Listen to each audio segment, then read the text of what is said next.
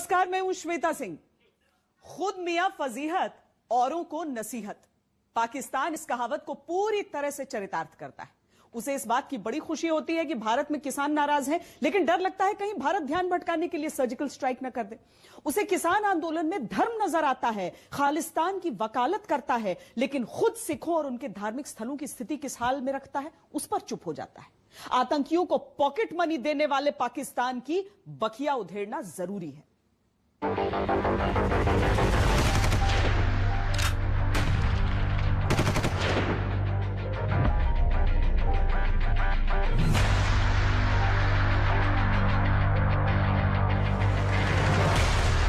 जब 70 देशों के राजदूत और राजनयिक भारत में वैक्सीन उत्पादन का दौरा कर रहे थे, तब पाकिस्तान आतंकी लखवी के अकाउंट में 1.5 लाख रुपए डाल रहा था।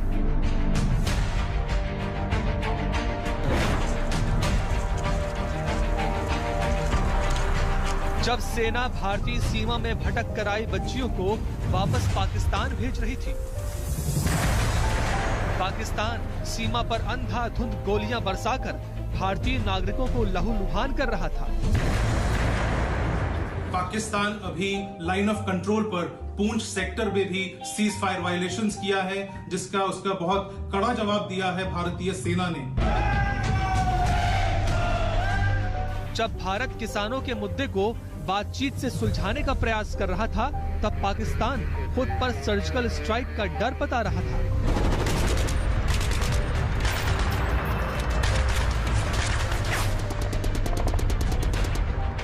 जब इमरान खान भारत की छवि को धूमिल करने के लिए दुनिया को फर्जी दस्तावेज दिखा रहे थे, तब संयुक्त राष्ट्र पाकिस्तान को मानवाधिकार उल्लंघन के लिए फटकार लगा रहा था।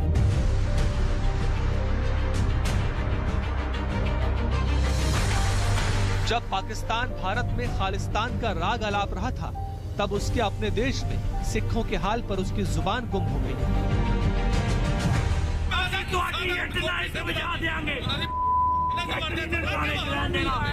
इंशाअल्लाह ताला ननकाने दा नाम बदल के असी गुलाम ने मुस्तफा शहर का नाम रखेंगे।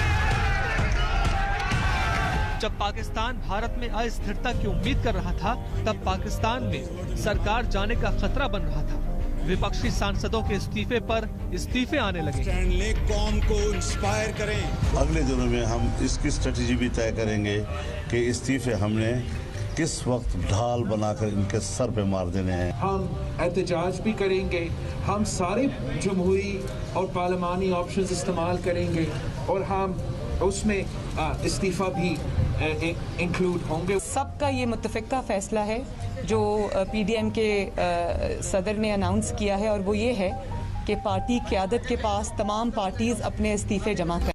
महामारी के इस दौर में पाकिस्तान इकलौता ऐसा मुल्क है जो अपने नागरिकों की जगह आतंकियों को बचाने में जुटा है। आतंकी ज़कीउर रहमान लखवी मुंबई हमलों का मास्टरमाइंड है। उसे खाने पीने और दवाई के नाम पर इमरान सरकार हर महीने पाकिस्तानी 1.5 लाख रुपए देने जा रही है, और यह सब गुपचुप नहीं, बल्कि संयुक्त राष्ट्र सुरक्षा परिषद से बाकायदा इजाजत लेकर किया जा रहा है। अब आप सोचेंगे कि संयुक्त राष्ट्र सुरक्षा परिषद ने एक आतंकी की मदद के लिए भला इजाजत कैसे दे दी? वहां पाकिस्तान का बड़ा भाई चीन जो बैठा है मदद करने के लिए।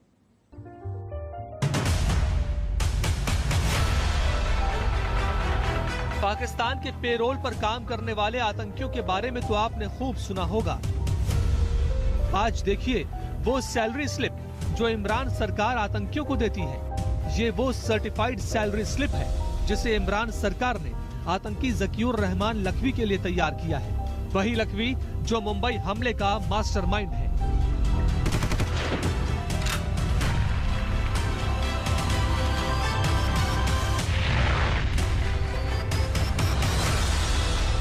आतंकी लखवी के लिए इमरान सरकार ने सालाना 18 लाख पाकिस्तानी रुपए का पैकेज तय किया है, मतलब हर महीने 1.5 लाख रुपए। इसके लिए बाकायदा संयुक्त राष्ट्र सुरक्षा परिषद से रजामंदी ली गई है। इस काम में पर्दे के पीछे से चीन ने पाकिस्तान की खूब मदद की, क्योंकि वो सुरक्षा परिषद का स्थायी सदस्य है। इससे पहले वो मोस्ट वांटेड आतंकी मसूद अजहर को ग्लोबल आतंकी घोषित करने के प्रस्ताव पर वीटो लगा चुका है। चीन सिक्योरिटी काउंसिल में हर समय पाकिस्तान का साथ देता है, इसकी अनेकों वजहें हैं। पहले चीन का सेल्फ इंटरेस्ट। चीन पाकिस्तान को इस्तेमाल करता है हिंदुस्तान को साउथ एशिया में सीमित रखने के लिए। दूसरा, वो हिंदुस्तान को डिस्टेबलाइज करने की कोशिश कर रहा है पाकिस्तान की मदद से। तीसरा, हिंदुस्तान के खिलाफ सेकंड फ्रंट खोलना चाहता है पाकिस्तान के माध्यम से। चौथा, गुदार के अलावा उसकी नजर है गिलगिट बाल्टिस्तान पे और कराची के पास आइलैंड्स के ऊपर।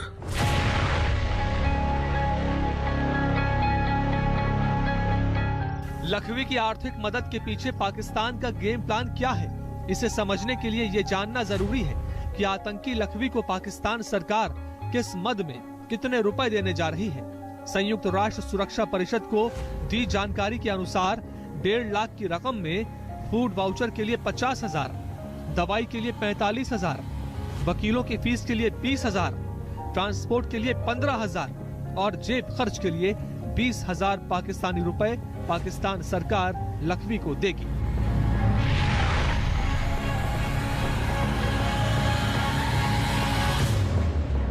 इमरान सरकार आतंकी लखवी की मदद क्यों करना चाहती है, ये किसी से छिपा नहीं है, लेकिन वो जिस मद में जितनी रकम उसे दे रही है उससे दो बातें साफ हैं। पहला, आतंकी लखवी बुरी तरह से बीमार है, क्योंकि खाने के बाद सबसे ज्यादा पैसा उसे दवाई के लिए चाहिए। दूसरा, इमरान सरकार वकीलों की फौज खड़ी कर लखवी को कोर्ट से जल्द बरी करवाना चाहती है।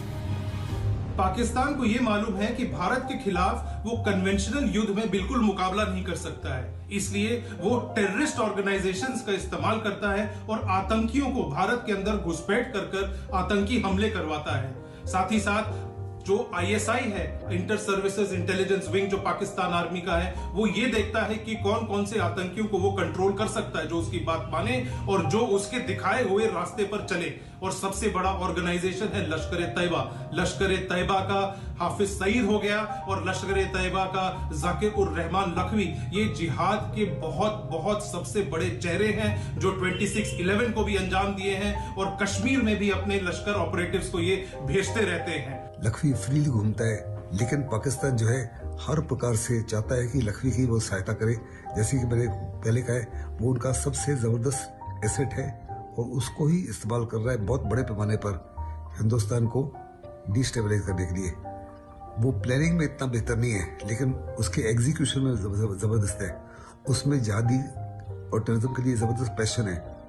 वो अकेला इंसान है जिसने अपने 2 बच्चों को भी हिंदुस्तान के कश्मीर के अंदर जिहादी ऑपरेशन में मरवाया है।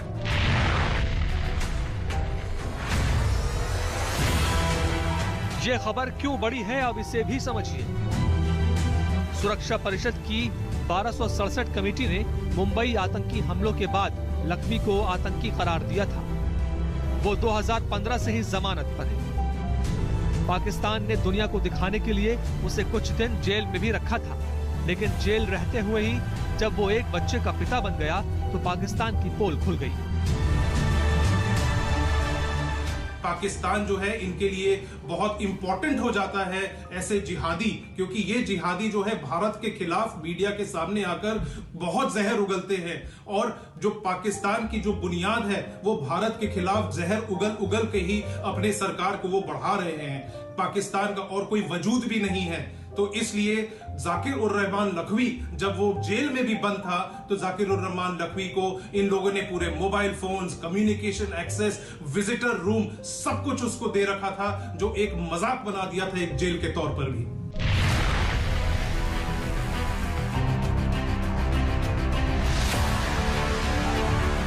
खबर सिर्फ इतनी नहीं है, इसका एक्सटेंशन भी है। लखवी के अलावा इमरान सरकार ने न्यूक्लियर साइंटिस्ट महमूद सुल्तान बशीरुद्दीन के लिए 18 लाख सालाना का पैकेज तय किया है। बशीरुद्दीन पहले पाकिस्तानी परमाणु ऊर्जा आयोग में काम करता था। उसकी अफगानिस्तान में आतंकी ओसामा बिन लादेन से मुलाकात हुई थी। वो आतंकी संगठन उम्मह तामीर नौ का संस्थापक सदस्य है। 9/11 के बाद इस संगठन पर अमेरिका और संयुक्त राष्ट्र ने प्रतिबंध लगा दिया। नवाज शरीफ की सरकार ने बशीरुद्दीन को तीसरा सर्वोच्च नागरिक सम्मान सितारे इम्तियाज दिया था। लखवी की तरह ही आतंकी बशीरुद्दीन भी पाकिस्तान में आजाद घूम रहा है। दोनों को आर्थिक मदद कर पाकिस्तान क्या कोई बड़ी आतंकी वारदात को अंजाम देने का प्लान बना रहा है? पाकिस्तान एलओसी पर निरंतर युद्ध विराम का उल्लंघन करते रहता है। खासकर पुंछ में पाकिस्तान की ओर से गोलाबारी आम है और भारतीय सेना उसे मुंहतोड़ जवाब देते रहती है। पर 6 दिसंबर को जब पुंछ में लाइन ऑफ कंट्रोल पर कुछ हलचल हुई तो सेना के तैनात जवान ने सतर्क रहते हुए पहले यह जानना चाहा कि कहीं कोई नागरिक तो नहीं है। शक सही निकला। 2 बहनें पाकिस्तान से भटककर भारत पहुंच गई थी। इसके बाद भारतीय सेना ने जो मिसाल पेश की उससे पाकिस्तान को पानी पानी हो जाना चाहिए।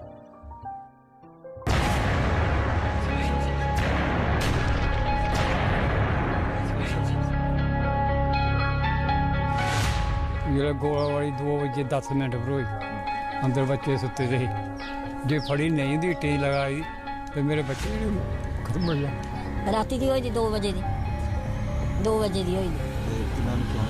नसकान साड़ा बतेरा होएदा। एक साड़ी टांची भज गई, साड़ी कमरे दी कंध होई गई, मोर्चा साड़ा भज गया। सारे बच्चे नहीं स्कूल जा सकते, नहीं सारे बच्चे कोई बेचारे बेनिफिट लगा क्या लोग इयां राती दिने डरदे रौह्ने के पता नहीं कुछ गोला बजी जाना। 2 बजे 10 मिनट हे ओहदे अंदर अस सुते थे, साड़ा सब नुकसान हो, नलका साड़ा टुटी आ। एक तरफ भारतीय सेना की दरियादिली की तस्वीरें हैं तो दूसरी तरफ पाकिस्तानी सेना की दरिंदगी की। इन दोनों तस्वीरों के 2 स्पष्ट संदेश हैं। पहली तस्वीर बताती है कि भारतीय सेना कितनी प्रोफेशनल है। वो दुश्मन देश के नागरिकों के साथ भी इंसानियत के साथ पेश आती है, जबकि दूसरी तस्वीर पाकिस्तानी सेना की कायरता का दस्तावेज है, जो ये साबित करती है कि निहत्थे नागरिकों का खून बहाने में पाकिस्तानी सेना को शर्म तक नहीं आती है। फायर वायलेशन आम है? हाँ आम है मैम, और कई अरसे से कई टाइम से ये गोलाबारी चल रही है मैम।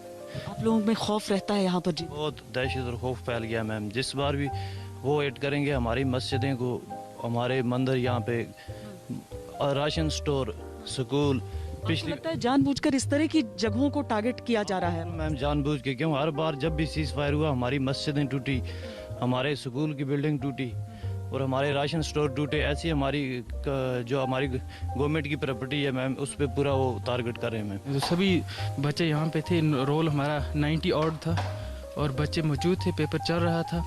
तब अचानक से फिर सीज फायर वायलेशन किया उन्होंने, और फिर हम लोग जो थे ये नहीं डिसाइड कर पा रहे थे कि हम आया यहाँ पे रहें या बच्चों को कहीं सेफर प्लेस पे ले जाएं। अब हर मतलब खौफ हिरास का आलम था, और हम 2-4 मिनट हुए थे यहाँ से निकले ही थे, तब तक यहाँ पे आके शेल गिरा और आप सामने देख सकते हैं इससे कितनी बर्बादी हुई। ये तो अल्लाह पाक की करम है कि हम लोग 2 मिनट हमने पहले डिसीजन ले लिया। अगर हम यहाँ से ना निकले होते तो पता नहीं क्या हुआ होता, कितनी कैजुअलिटीज़ हुई होती। तो हम सब के लिए ये फिर बहुत परेशान कुन बात थी।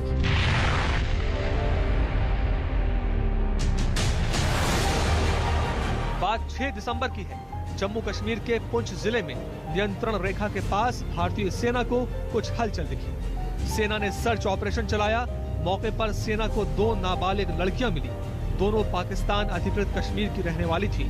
रास्ता भटककर भारतीय सीमा में घुस आई थी।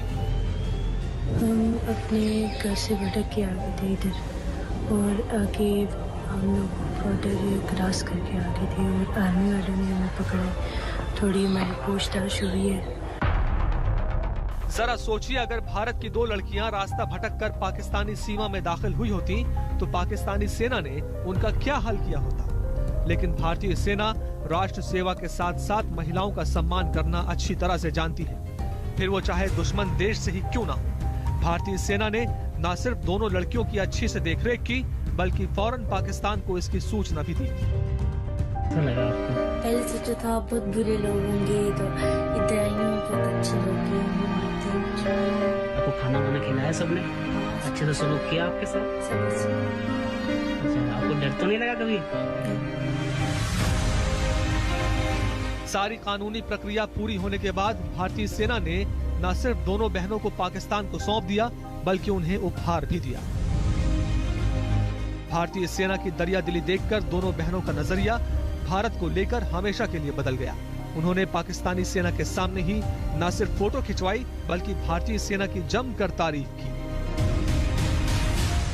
आज ये लोग हमने सोचा था ये हमें नहीं जाने देंगे और ये आज हमें वापस भेज रहे हैं इतना जल्दी। और यहाँ के लोग बहुत अच्छे हैं। वापस आना चाहेंगी इधर आप दोबारा?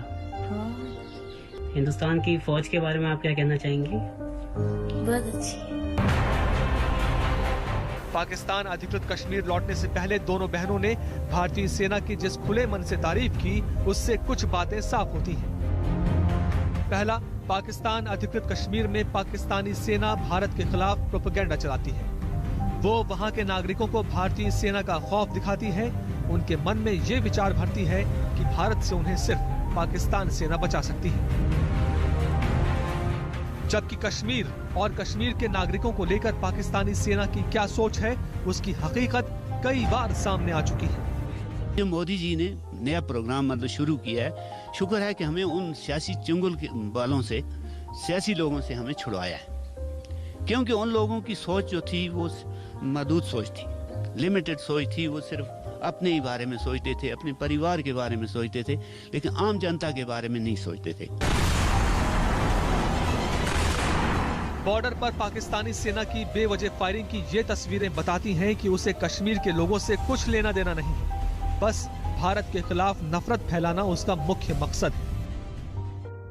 आजकल पाकिस्तान की खुशी का ठिकाना नहीं है। उसे लग रहा है कि भारत के किसान आंदोलन को कैसे वो अपने प्रोपेगेंडा के लिए इस्तेमाल कर ले, लेकिन फितरत ऐसी है कि उसे साथ साथ एक डर भी खाया जा रहा है।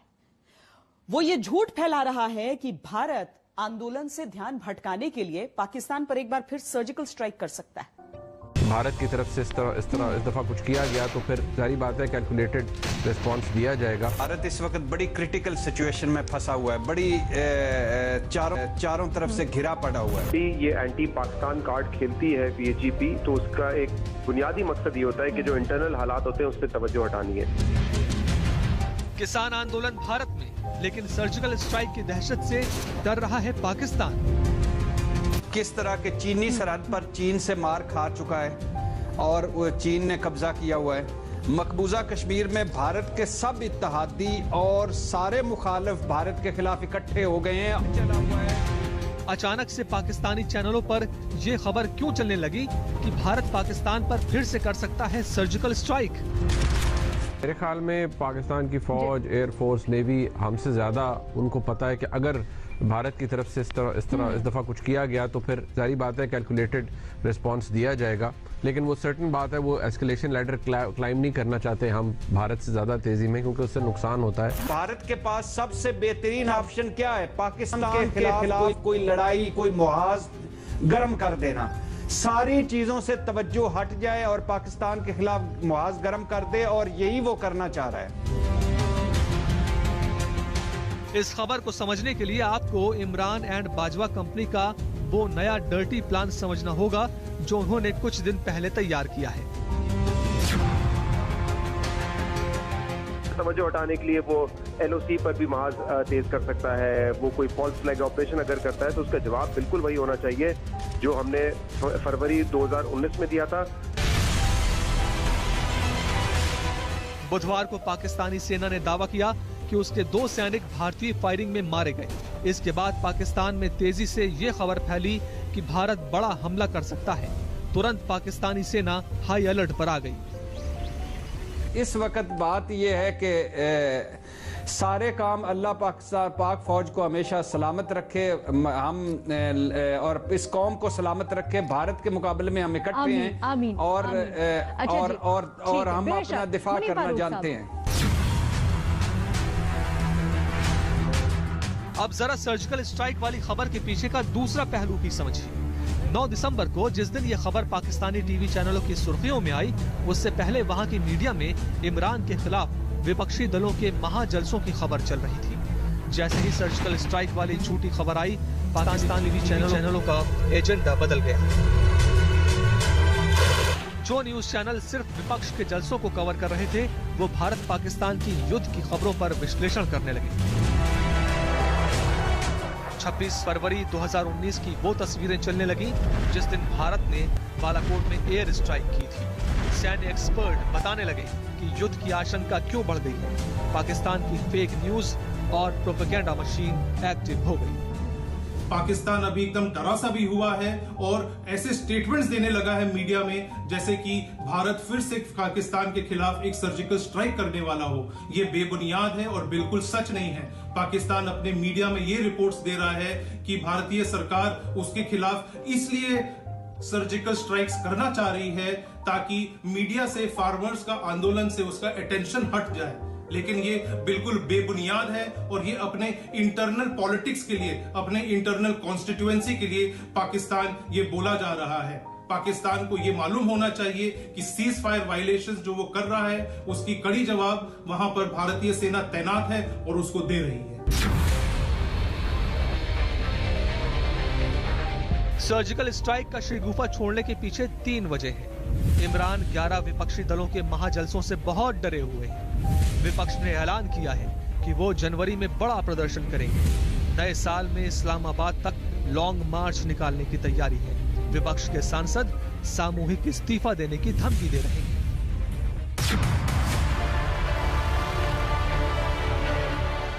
इमरान एंड बाजवा कंपनी का प्लान क्या है, अब उसे समझिए। इमरान भारत की सर्जिकल स्ट्राइक का डर दिखाकर विपक्षी पार्टियों को ये मैसेज देना चाहते हैं कि राष्ट्रीय सुरक्षा के लिए सभी दल आंदोलन छोड़कर सेना के साथ हैं, सैनिकों का मनोबल बढ़ाएं। लेकिन इमरान का ये डर्टी प्लान विपक्ष भी बखूबी समझ रहा है। रुक रहे एक छोटे से ब्रेक के लिए। ब्रेक के बाद पाकिस्तान की अपनी अस्थिरता और उसका खालिस्तान वाला एजेंडा देखते रहिए आज तक।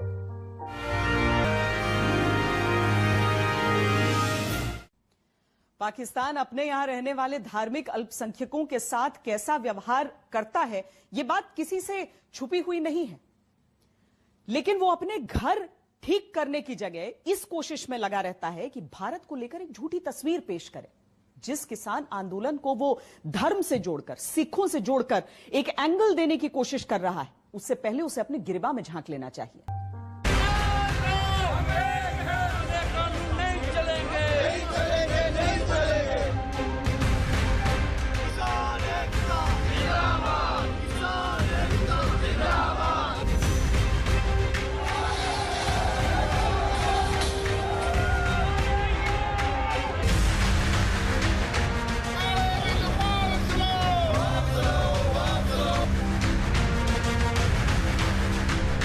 किसानों की मूवमेंट जो है वो दिल्ली के दरवाजों तक पहुंच गई है और लोग अवार्ड वापस कर रहे हैं और हर तबका किसानों के साथ है।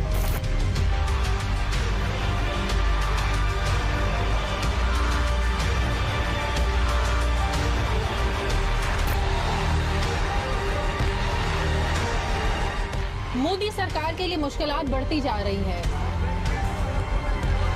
किसानों और हुकूमत के दरमियान मुज़ाकरात के 5 अदवार हो चुके हैं, लेकिन मुज़ाकरात कामयाब नहीं हो सके हैं। धर्म के नाम पर साजिश रचने वाला पाकिस्तान हुआ बेनकाब। पाकिस्तान में तोड़ी गई महाराजा रणजीत सिंह की प्रतिमा। करतारपुर में पाकिस्तान ने चली खतरनाक चाल। गुपचुप गुरुद्वारे का प्रबंधन दिया गैर सिख समुदाय के हाथ।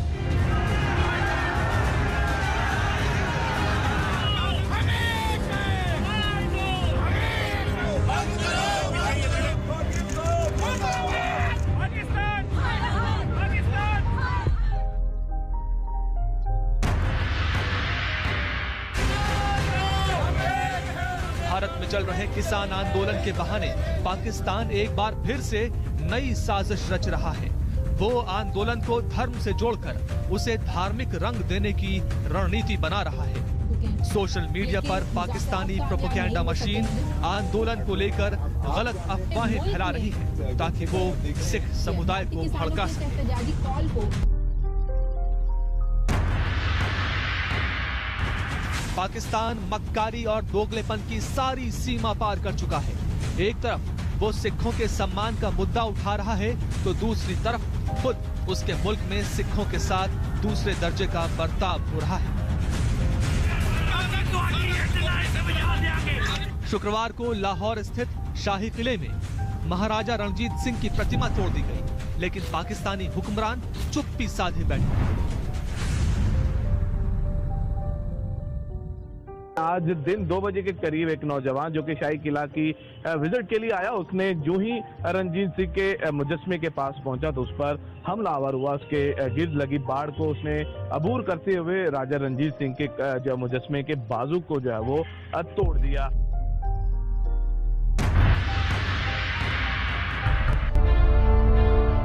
पाकिस्तान में अल्पसंख्यकों की स्थिति बेहद खराब है। चाहे हिंदू हो, ईसाई हो या सिख, सब उत्पीड़न के शिकार हैं। धार्मिक स्वतंत्रता के उल्लंघन के आरोप में अमेरिका ने जिन 10 देशों को हाल में निगरानी की सूची में डाला है, उसमें पाकिस्तान भी एक है। अमेरिका ने पाकिस्तान पर यूं ही एक्शन नहीं लिया है, इसके पीछे पाकिस्तान से आने वाली अल्पसंख्यक उत्पीड़न की ये तस्वीरें हैं। आपको याद होगा 2020 की शुरुआत में ही 3 जनवरी को सिखों के सबसे पवित्र स्थान ननकाना साहिब पर भीड़ ने हमला किया था। तब गुरुद्वारे के ग्रंथी ने आरोप लगाया था कि उनकी बेटी जगजीत कौर का कुछ लोगों ने अपहरण कर उसका धर्म परिवर्तन कर जबरन निकाह कराया था, लेकिन पाकिस्तानी हुक्मरानों ने इसे दूसरा ही रंग दे दिया।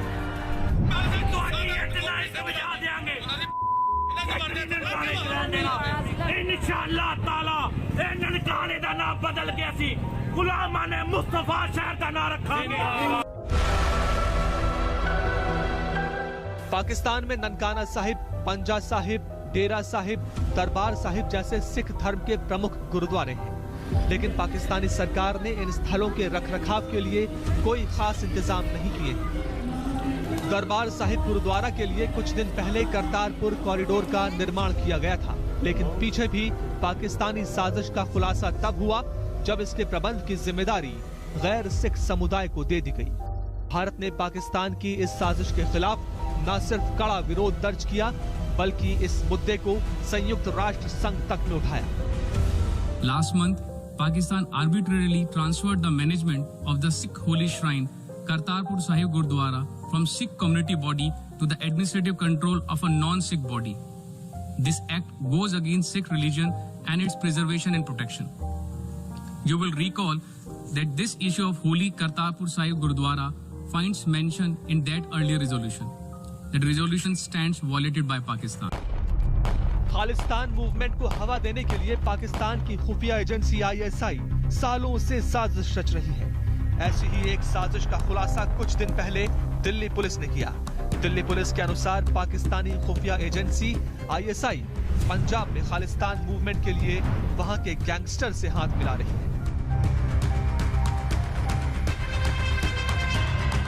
अफगानिस्तान में प्रेजेंस जो है ISI की है, यहाँ कश्मीर के मूवमेंट के पीछे भी वही है, और हिजबुल के ऑपरेटिव्स का इस्तेमाल कर रहे हैं वो खालिस्तानी प्रोपेगेंडा को फैलाने में, और पंजाब के क्रिमिनल्स का, गैंगस्टर्स का इस्तेमाल कर रहे हैं टारगेट किलिंग में। दिल्ली पुलिस ने 5 आतंकियों को गिरफ्तार किया था। उनसे पाकिस्तान का पूरा खालिस्तान प्लान सामने आ गया। पुलिस के अनुसार पकड़े गए 5 आतंकियों के तार नार्को टेररिज्म से जुड़े हुए थे। ये नार्को टेररिज्म के जरिए ही नारकोटिक्स में डील करते थे। जो पैसा आता था वो आतंकियों को भेजते थे। उसका इस्तेमाल लोकल गैंगस्टर के साथ मिलकर टारगेट किलिंग के लिए किया जाता था।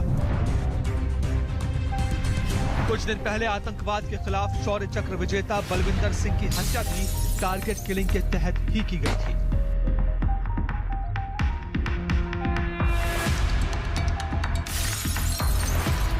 खालिस्तानी जो ऑपरेटिव्स हैं, मतलब ISI ये खालिस्तान का प्रोपेगेंडा चला के कुछ लोगों को सामने किए हुए हैं, वो लोग कश्मीर के कुछ ऑपरेटिव्स के साथ मिल गए हैं, और इसी सिलसिले में पीछे एक टारगेट किलिंग भी हुई थी पंजाब में, जहां पर बलविंदर सिंह संधू साहब मारे गए थे, जो शौर्य चक्र अवार्डी थे। अक्टूबर में उनकी किलिंग हुई।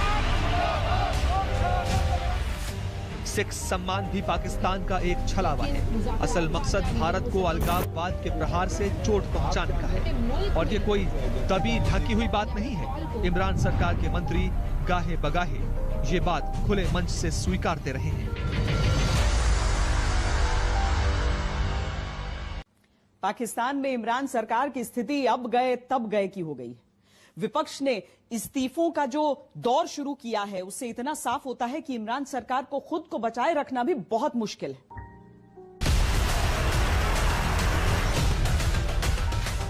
पाकिस्तान की इमरान सरकार इन दिनों अपने मुल्क से ज्यादा भारत पर ध्यान दे रही है। इसके पीछे की सबसे बड़ी वजह यह है कि इमरान खान का सिंहासन डोल रहा है, इसलिए वो पाकिस्तानी जनता का ध्यान भारत की ओर मोड़कर असल मुद्दों से ध्यान भटकाना चाहती है। इमरान खान किसी के सामने झुके और ना वो किसी के सामने झुके रहेगा।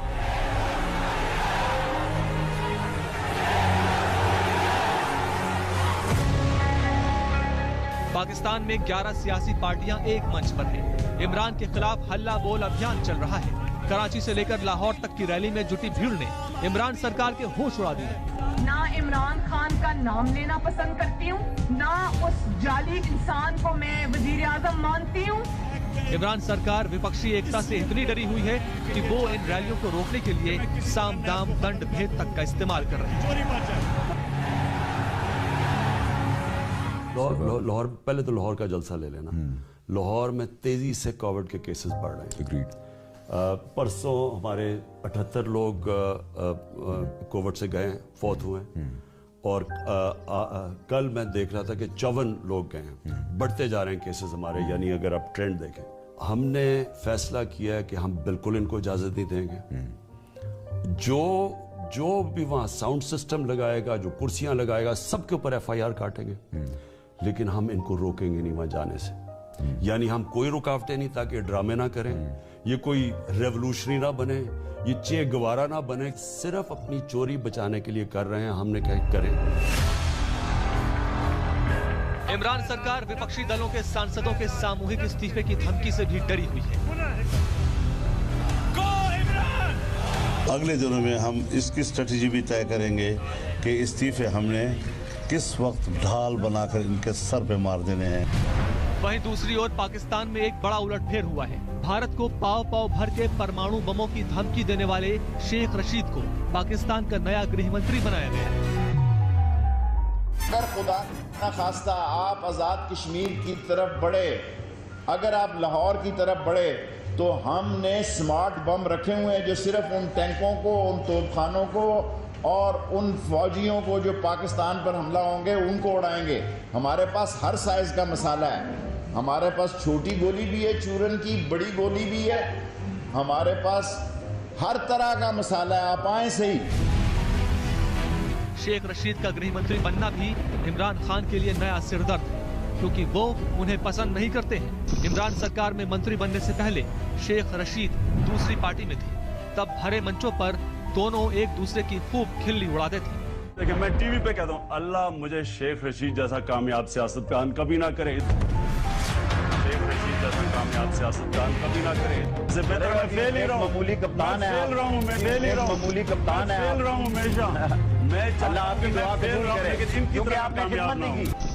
एक वीडियो में तो इमरान ने यहाँ तक कह दिया कि वो शेख रशीद को अपना चपरासी तक नहीं बनाएंगे। शेख रशीद जिसको मैं अपना चपरासी भी ना लग, जिसको मैं अपना चपरासी भी ना लग। कोर्ट आदेश से मौजूदा गृह मंत्री रिटायर्ड ब्रिगेडियर इजाज अहमद शाह को हटना पड़ा। इसलिए इमरान को मजबूरी में शेख रशीद को पाकिस्तान का गृह मंत्री बनाना पड़ा है। ऐसे में देश में चल रहे विपक्षी पार्टियों के आंदोलन को वो संभाल पाएंगे, इस बार खुद इमरान को ही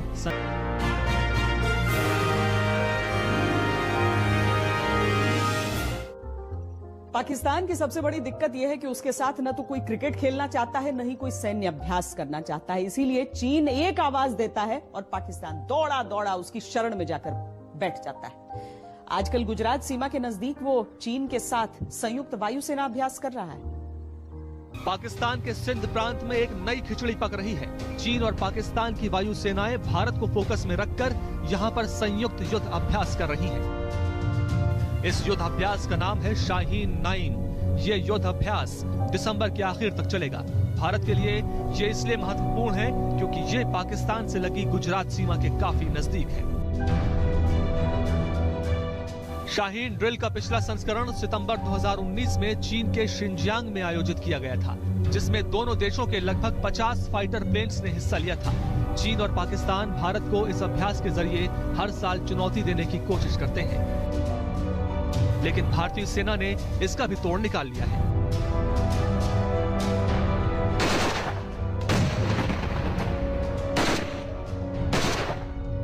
पश्चिमी सीमा पर 3 स्ट्राइक कोर की तैनाती है, जबकि उत्तरी सीमाओं के लिए केवल 1 माउंटेन स्ट्राइक कोर बनाया गया है। सूत्रों के अनुसार दोनों मोर्चों की देखरेख के लिए मौजूदा फाइट फॉर्मेशन को दोहरे आधार पर रखने की तैयारी है। इससे चीन के साथ जारी संघर्ष के मद्देनजर किसी भी अतिरिक्त बल या नए स्ट्राइक कोर की जरूरत नहीं होगी।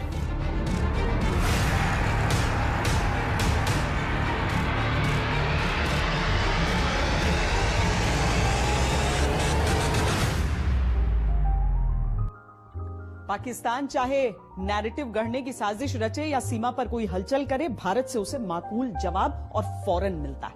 अभी के लिए इतना ही। देश और दुनिया की बाकी खबरों के लिए आप देखते रहिए आज तक। नमस्कार, मैं हूं अंजना ओम कश्यप। हमें उम्मीद है ये वीडियो आपको पसंद आया होगा। लेटेस्ट खबरों के लिए यूं ही देखते रहिए आज तक, और इस वीडियो के पसंद आने पर लाइक, शेयर एंड सब्सक्राइब करना ना भूलें।